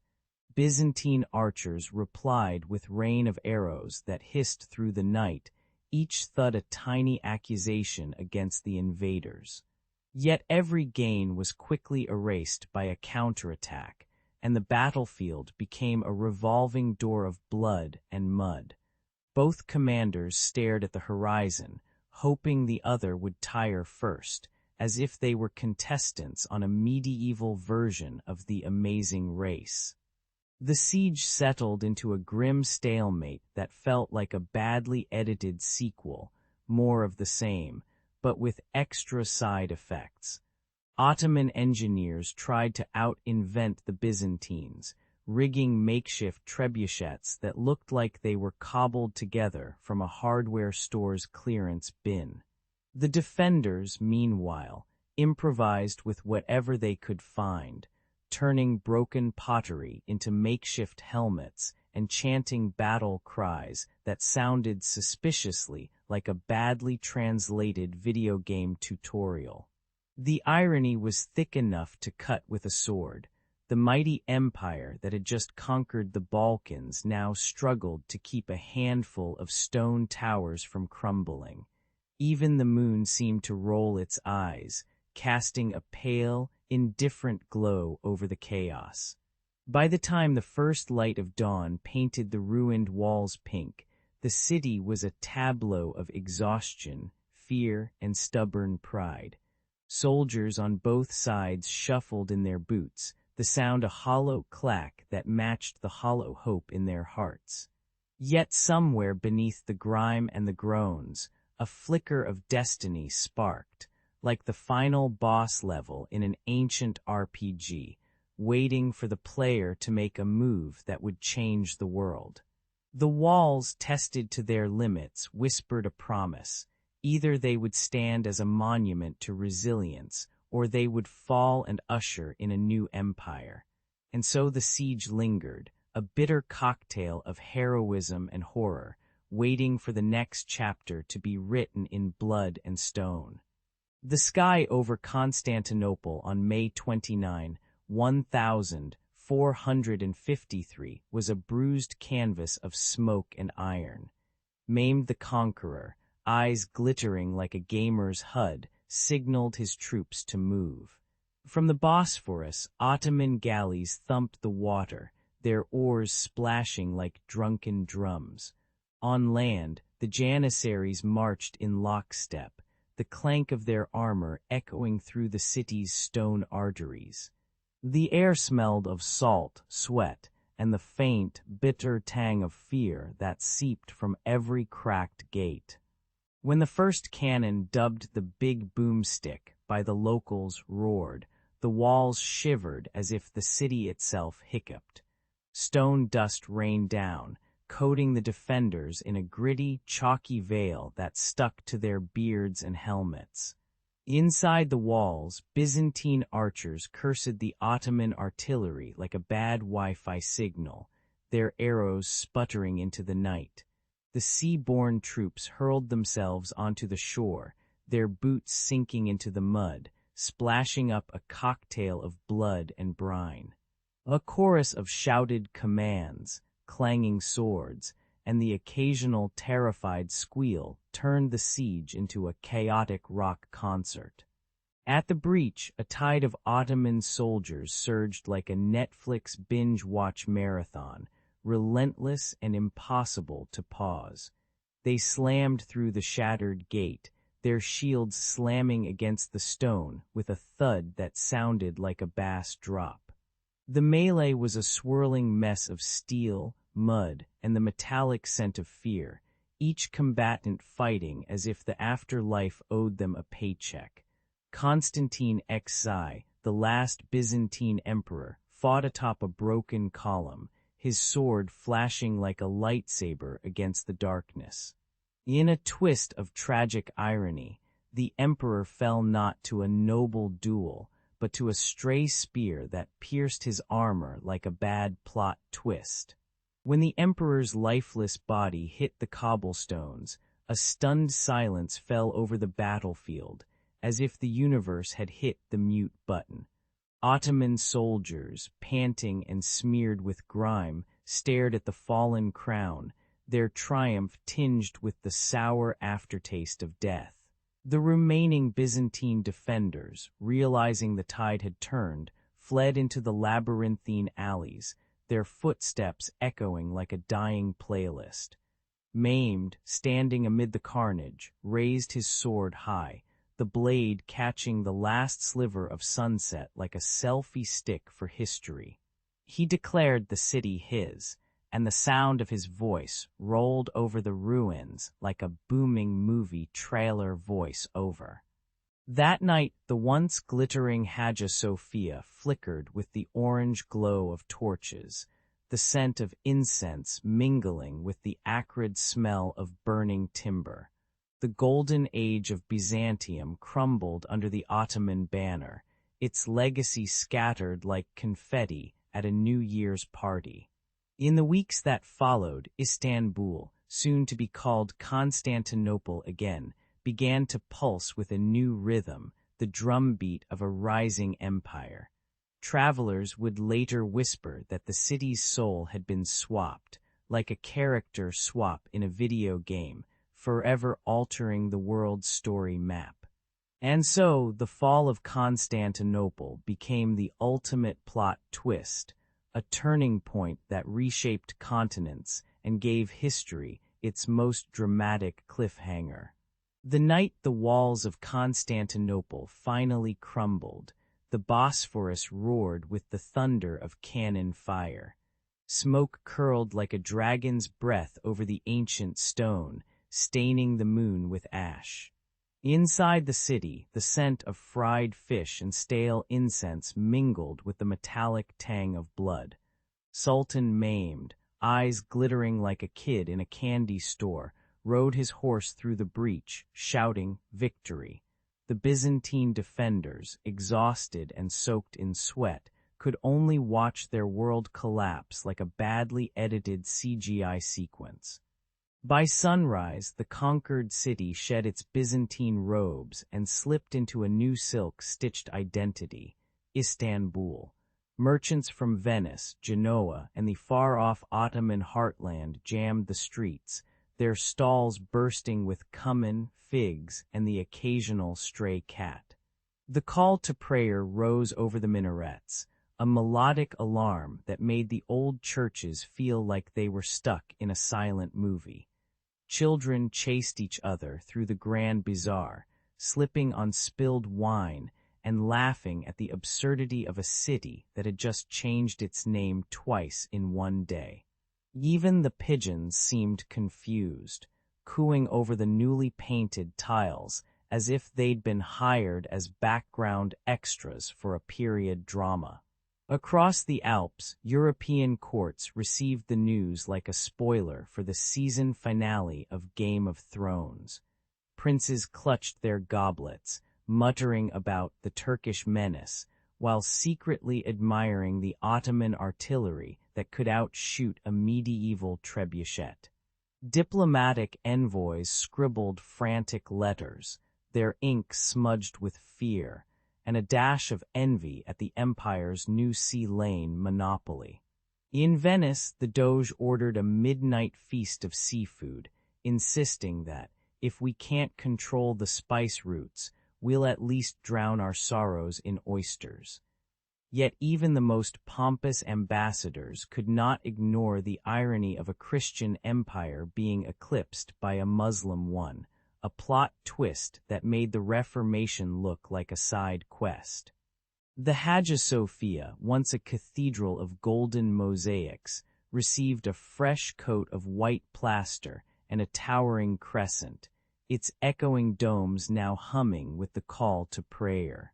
Former monks, now reduced to tourists, snapped selfies beside the new minarets, their lenses capturing centuries of wholly real estate disputes.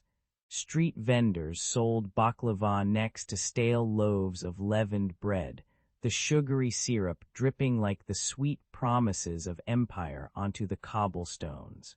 Scholars argued in smoky coffee houses whether the fall marked the death of Byzantium or the birth of a cultural mash-up that would inspire everything from Ottoman poetry to modern pop songs about East meets West. In the end, the city's soul smelled of incense, sea salt, and the faint, lingering perfume of 1,000 unfulfilled prophecies. With Istanbul anchoring the Ottoman trade arteries, spices, silk, and even gossip raced faster than a courier on a caffeine binge. Europe's merchants were forced to reroute their caravans, paying extra tolls that felt like the price of a Netflix subscription for a season of The Crown. The empire's newfound wealth pumped into grand mosques, towering forts, and a navy that could outsail the Portuguese, reshaping the map like a child rearranging Lego bricks. Centuries later, The echo of that 1,453 cannon blast still reverberates in modern geopolitics, reminding us that a single siege can rewrite the script of world history.